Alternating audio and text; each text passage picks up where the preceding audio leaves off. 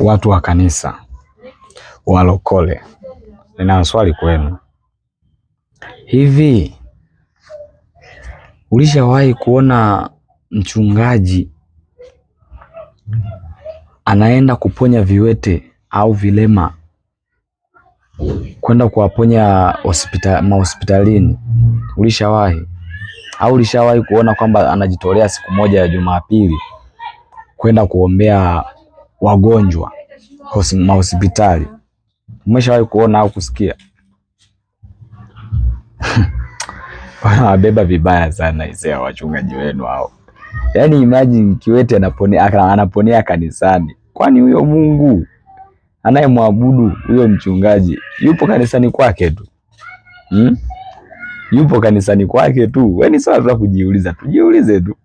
Hata kama ni wewe kweli jiulize. Hivi kwa nini vilema wapo mahospitalini? Kwa nini asiende kuwaponya?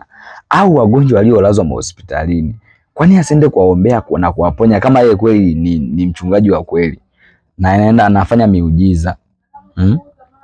Kwa nini asiende hospitali kuwaombea? Ila wachungaji yaani nikijiuliza, hospitalini wagonjwa wamejaa. Sawa, huwezi kuwaombea wote wakapona, ni kweli, lakini basi fanya hata kwa mtu mmoja, kutuonyesha na kutudhibitishia kweli kwamba wewe kweli ni mchungaji wa kweli.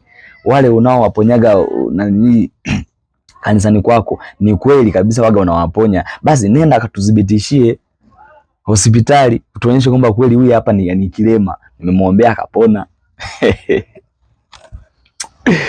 Ila wachungaji yaani mnawapanga, mnawapa hela, mtu anakuja kutuigizia hapa kwamba eti kweli wewe.